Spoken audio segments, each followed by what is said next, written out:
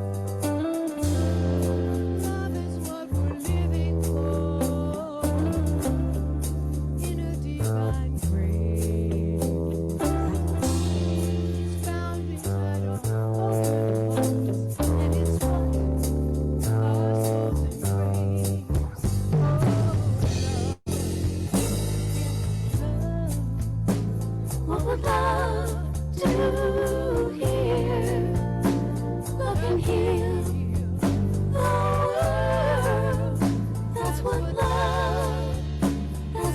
love That's what love can do. What is it that is mine to do? Can it really be the change? Passion is so powerful. Short-sightedness to blame. Every time I look around, everything I see, love is what we're longing for. Love is all we need. Oh, yes, love. What would love do here?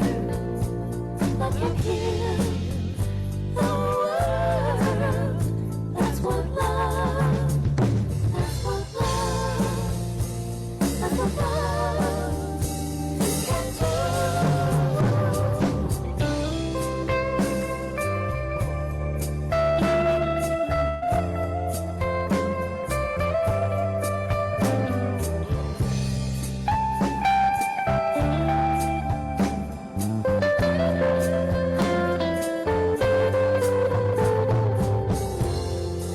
Every time I look around, everything I see,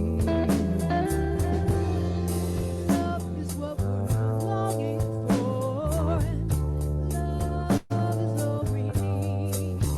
Oh, love, yes, love.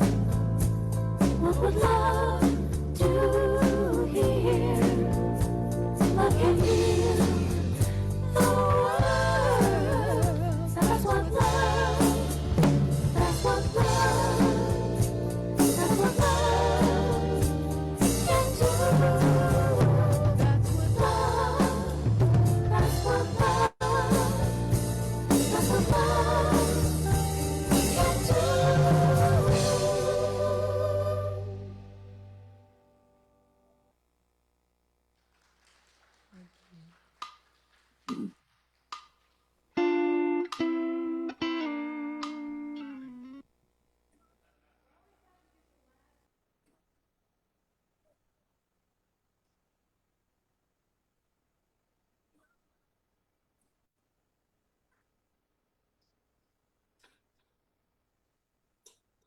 This poor tech, oh yeah, it's on. You might even want to turn it down a little bit. Hi, welcome to Tech Hell. Thankfully, that's only over there, so just avoid that corner. You guys are doing a great job. I know it's tough. So thank you for having me here this morning. I'm really honored to be here for one of the last few Sundays. I have such a deep connection to this space and that piano that is no longer here, and this community. It's been really, really supportive of me for over a decade, probably a decade and a half. So thank you, and I look forward to seeing you all at your new location soon. So here is a little backstory on my spiritual journey. I was raised in a pretty progressive Methodist church in Los Angeles, and my parents were really active in many different areas. And I got my musical start there in the children's choir. In fact, it was one of the ministers there that recognized that I was gifted musically. And his encouragement set the course for my path, my career path of 52 years now. And he is still alive, and I still meet with him occasionally on my way back and forth from LA. And even though he retired decades ago, he is still very curious and exploring many, many spiritual paths.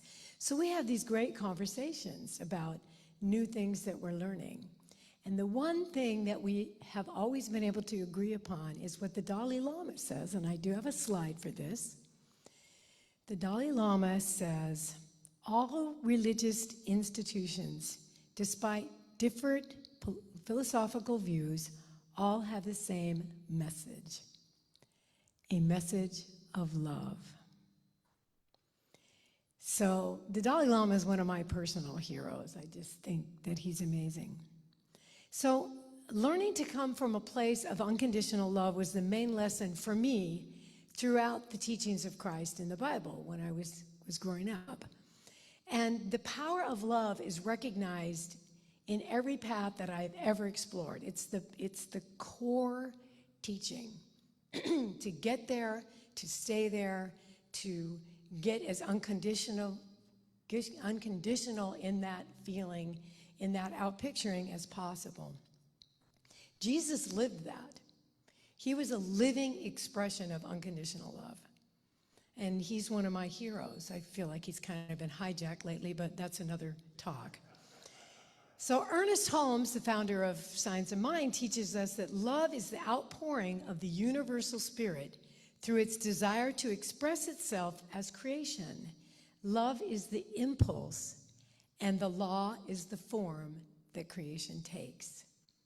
And I find that very interesting, that the idea that love is not something we simply give and receive, it's our divine nature. This is what we're made of.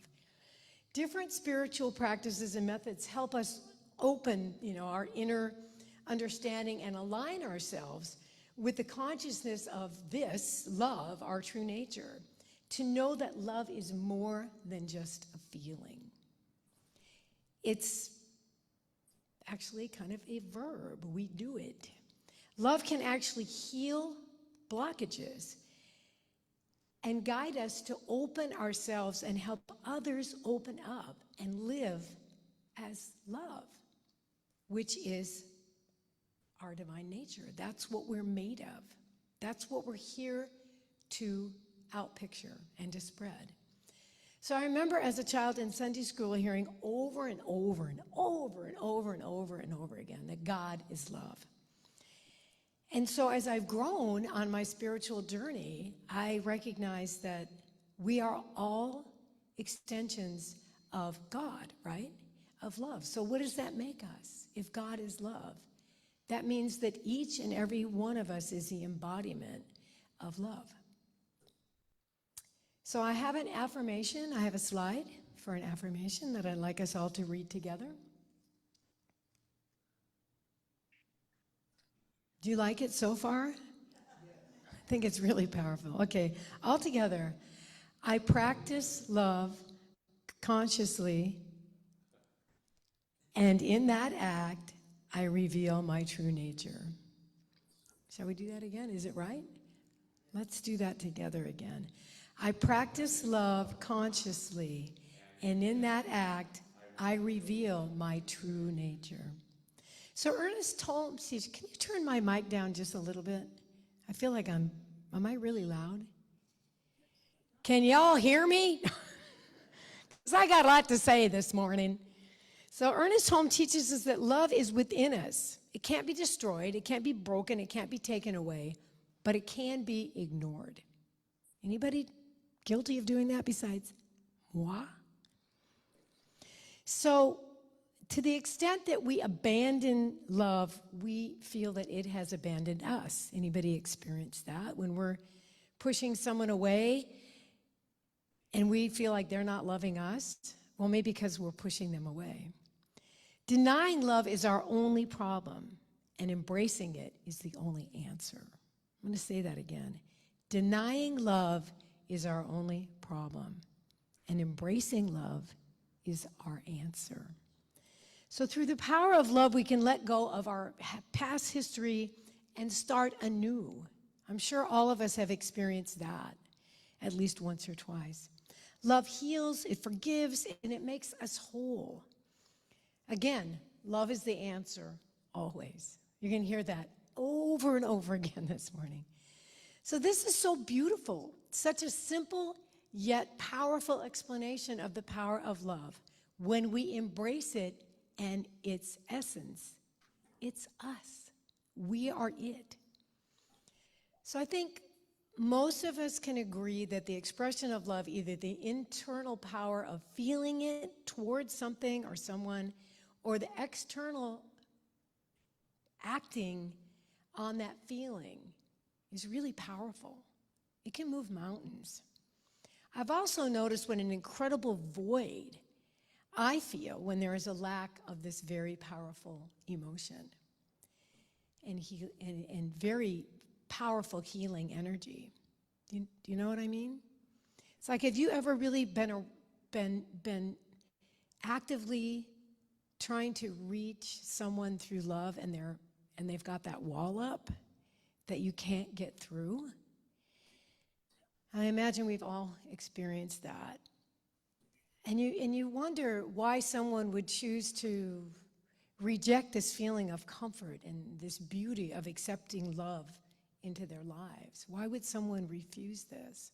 I'm going to share a little bit about that later.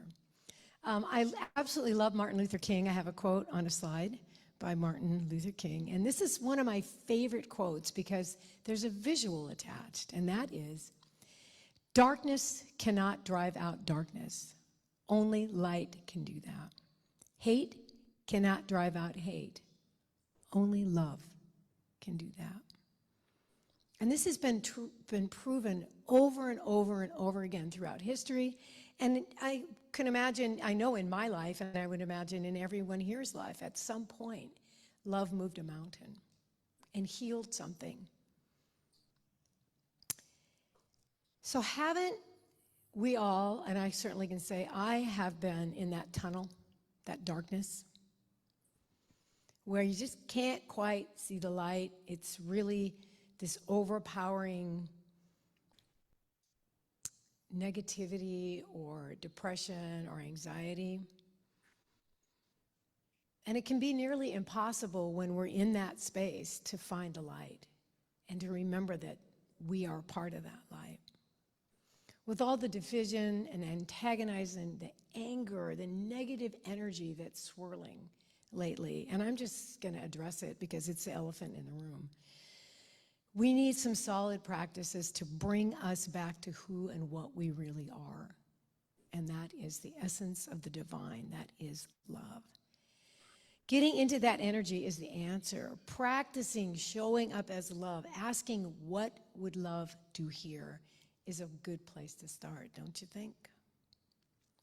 So if we recognize that love can be a practice that we do daily, that we embrace, that it's more than just a feeling. It's not just a word, it's not just the fluffy, fuzzy feeling, but it's actually direct action. It's a way of showing up in every interaction and with everyone that we encounter. So love is a way of being, existing, and acting in the world. And I'm not going to pretend that it's easy to always show up that way. You get cut off by some idiot on the freeway, or you have somebody rude to you. It's pretty hard to turn right around and flip that negativity and be kind to the next person. But this is the practice. This is so much the practice.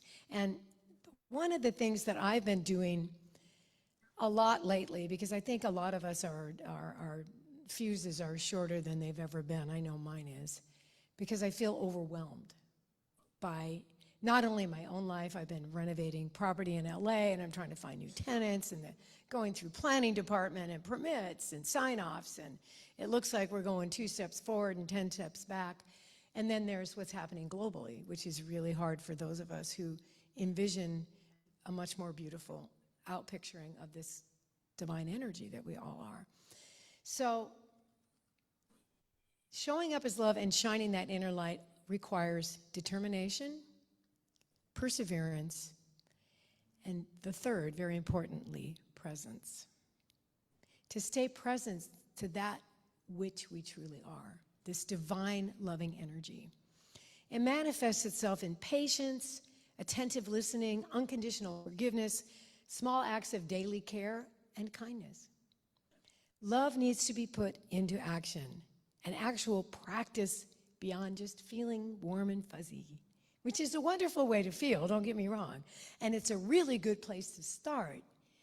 When you are in that place, it's much easier to share that. So I have a story about challenge and being in a very dark place. In 2010, my sister died really suddenly. She had a massive brain aneurysm. She had been estranged from our family for about 6 years at that point, and had just been hateful and awful, off and on for decades. And she had a 15-year-old and a 17-year-old daughter and son who hated us by virtue of their mother's treatment of us. They wanted nothing to do with our family. And they were at such vulnerable ages that I could not walk away. Their father, who was my sister's ex, asked if Alan and I would help with the kids. He had part custody of them, but it was a strained relationship because if my sister hated anyone, it was her ex-husband's. I've been there. It's not a good place to be. So, brick by brick by brick, I torn down the walls. I showed up at their band performances, their school functions. I picked them up from school at the direction of their father. I brought cookies and other peace offerings. I showed up for family holidays. And it took me a while because about 6 months before she passed, my brother-in-law's sister passed. And so he had reached out to us and said, you know, if anything ever happens to me and your sister, you guys are it. Because he was a two-kid family, as I am. And so he said, I'd really like to get you together with the kids more often. And we said, well, we'd love that, but we know that if my sister knows, she's going to retaliate toward the kids, which puts them in a horrible position. So we said, if they're willing and comfortable doing this, we'd love to see them. So unbeknownst to us, he had to tackle my nephew and force him into the car, brought the kids to a dinner. They would not look at us, let alone interact or speak to us. So this is what I was up against prior to my sister dying. But I still, and I say with my whole heart, this was one of the hardest journeys I ever embarked. And it was the most worthwhile because those kids, Bobby's met my niece, those kids are my kids now. It took 2 years, brick by brick. But I was able to see with the power of forgiveness in every moment that they were little poops to me, that I determined I was going to let it go. I recognized that they felt like they were betraying their dead mother if they let us in an inch, that they had to determine on their own that we were actually okay because they had been told otherwise their entire lives. So these are the kind of things that we all have come up in our lives that we have to be willing to take that extra step, to trust in the power that we are given by being loving beings. We have our formerly fractured family has Christmas together, and we have for the last, since she passed, since a year, at least the last 15 years. And it is so meaningful to all of us. They called me on my Earth Day birthday, all three of my kids. The older one was raised by a different father, so he was actually a wonderful liaison to assure them, look, I've known your aunt and uncle, our aunt and uncle a long time. They're really good people. Mom was a little messed up.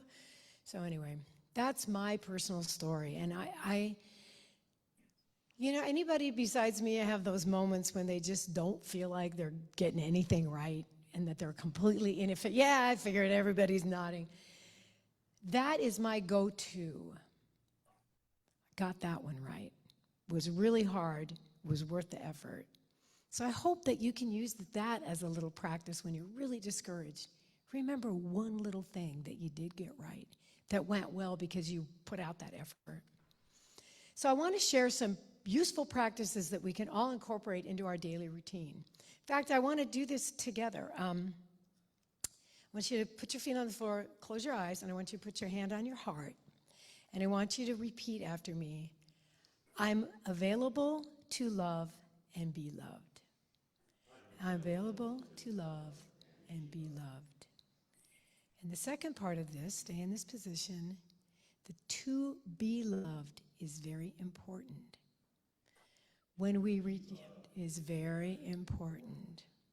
When we direct the loving or kind overtures of others, we block the flow, not only to us, but beyond us. When we embrace love, it grows exponentially. So once again, let's say, I am available to love and be loved. I am available to love and be loved. All right, let's all take a deep breath and open your eyes.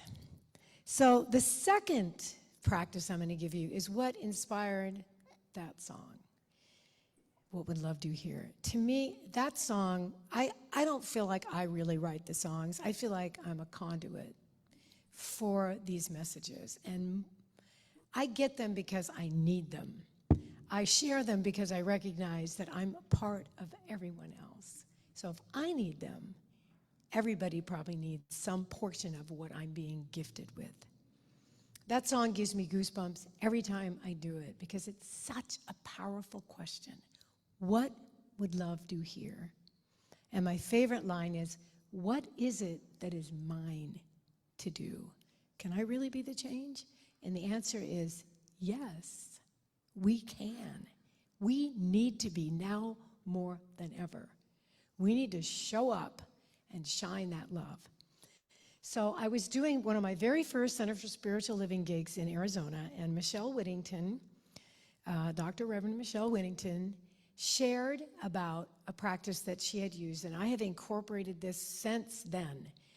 And it's a hard one to master, but when I get it most of the time, I'm real obvious when I slip up, but it is so powerful. And that is when you're triggered or you're in a challenging situation, you take at least one, if not 3 deep breaths, and you ask, what would love do here? And then you pause and you listen. You may hear nothing the first 20 times you do it. You may get an instant do nothing. You may get just listen. You may get stay present. You may get that person needs a hug. Hug them.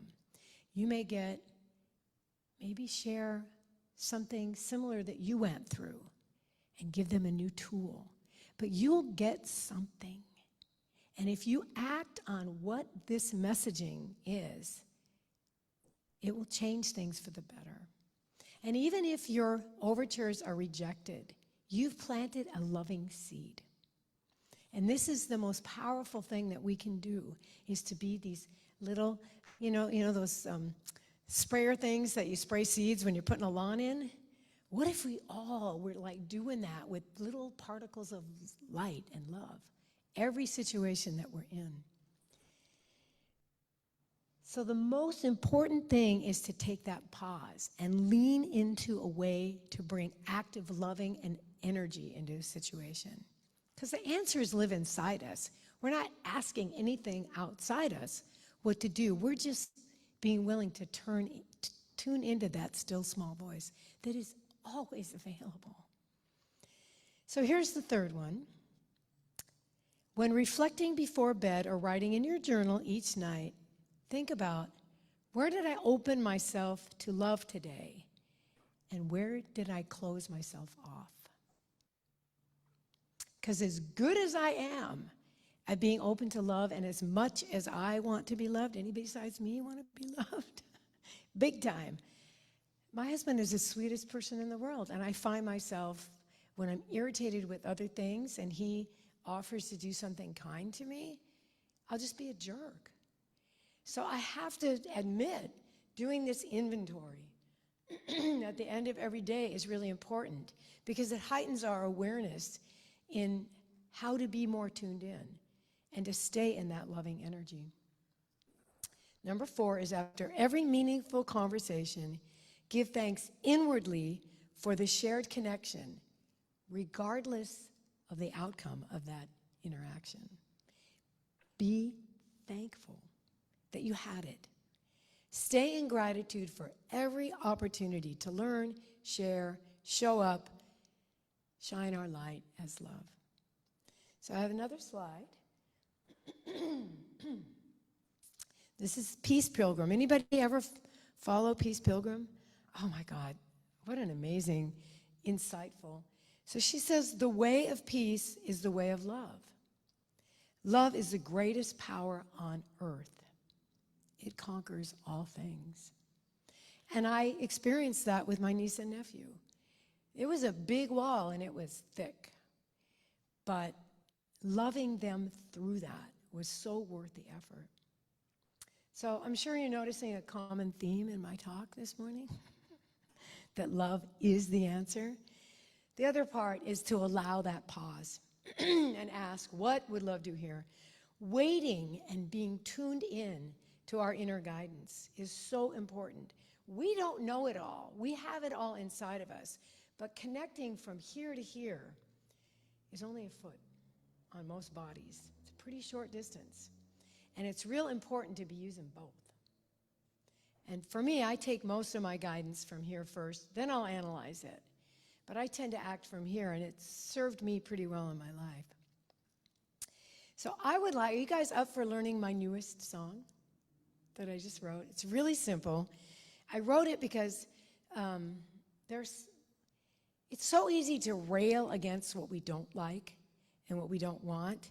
And no matter how much we are into the knowing that what we resist persists and what we put our energy toward is what we bring in, most of the protest songs that I hear are all about what we're against. So, being a songwriter and recognizing how important it is to put my energy toward what I am for, I wrote this song called Love is the Answer. So I want to teach it to you. We're going to do it like 4 or 5 times. I'm going to put the words up. We're going to do the first verse a couple times while you learn it with me. Okay? Thanks for being willing. It's a really good mantra and a wonderful affirmation.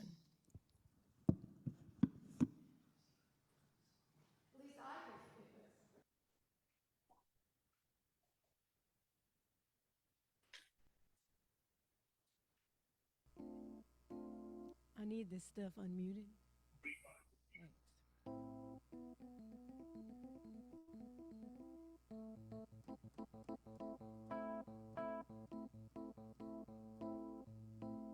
Do you like it so far? It's the keyboard. The mic is unmuted. The keyboard isn't. Oh, look at that.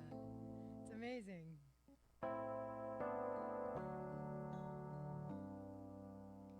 Love is the answer. Love is the only way. Join together, create a brighter day. Love is the answer. Let us take a stand and bring peace to this land. Okay, sing it with me. Love is the answer. Love is the only way. Join together, create a brighter day. Love is the answer. Let us take a stand and bring peace to this land. Second verse. Love is the answer. Love is the only way. Join together. Let love guide our way. Love is the answer. Let us take a stand and bring peace to this land. Love is the answer. Love is the only way. Join together, create a brighter day. Love is the answer. Let us take a stand and bring peace to this land. Last verse again. Love is the answer. Love is the only way. Join together, create a brighter day. Love is the answer. Let us take a stand and bring peace to this land. And bring peace. And bring peace to this land. One more time. And bring peace to this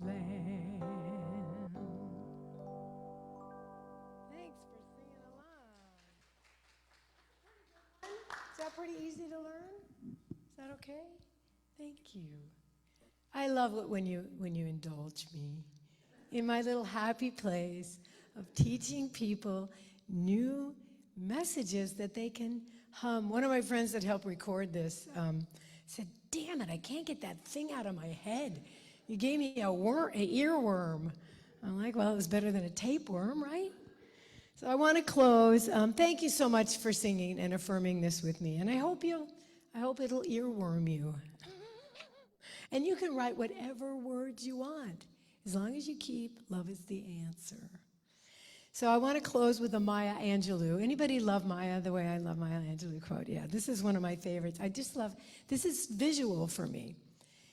She says, "Love recognizes no barriers. It jumps hurdles, leaps fences, penetrates walls to arrive at its destination full of hope." And I did that with those kids.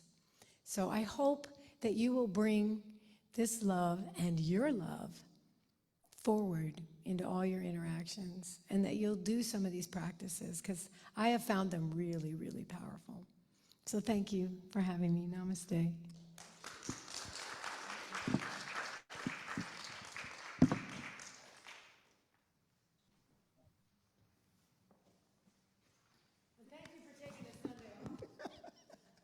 Yes, it is nice to take a Sunday off. Thank you, Karie, so much. Let's give it up again. Love for Karie for the beautiful message and the song. Let us take a moment to turn within for our healing treatment for the morning, knowing that love and only love is the answer, and that love expresses itself as the one life, which is God, which is whole, which is complete, the life that I am living right here and right now, and the life of each and every person. And so we give thanks this morning for this opportunity to learn new messages, to be reminded of old messages, and to cut through all of that which filters out divisions, and to know that love is the answer.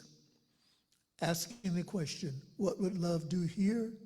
We know the answer is be itself. And itself is expressing through us, as us, in all ways and in all things. I speak my word of blessing this morning for places where communities are gathering in the name and nature of love, knowing that those points where our paths intersect, we express and exchange this idea of unconditional love, that love that knows no bounds. And I speak a word of blessing this morning for those families that are experiencing the transitions of loved ones, or transitions in housing, transitions in employment, whatever it is that they're experiencing, knowing that love truly is the answer. And for this and so much more, I am truly grateful for releasing this word, releasing this talk, releasing the music into the activity and action of love and law, allowing it to be. We affirm it together by saying, and so it is. And now it is time for us to share in our weekly experience of offering. And we have an affirmation of abundance that I would like for us to say together now. I recognize the presence of God within as a source of my abundance. Out of my abundance consciousness flows everything I could desire in life. With gratitude and thanksgiving, I now participate in the flow of uninterrupted abundance. This prosperous experience is evidence of my abundance consciousness. And just as a reminder for those who donate by mail, we have a new mailing address, and that is P.O. Box 804, Monterey, California 93942. And of course, you may text to give at 831-246-9694, and also through our website, montereycsl.org. And I would like to invite our Facebook and YouTube friends and family to join us next week as we begin our May series, Divine Doubt. And the talk is entitled Self-Doubt as the Starting Block. And we will begin to explore our relationships of self-doubt and the ramifications of letting doubt be a part of our normal experiences. So this should be an exciting journey. And so we say good morning and thank you and God bless you to our virtual community. And if you were inspired by any part of the message or the song this morning, please do like, share, and comment. And so we continue to spread the word of love throughout the world. Thank you and good morning.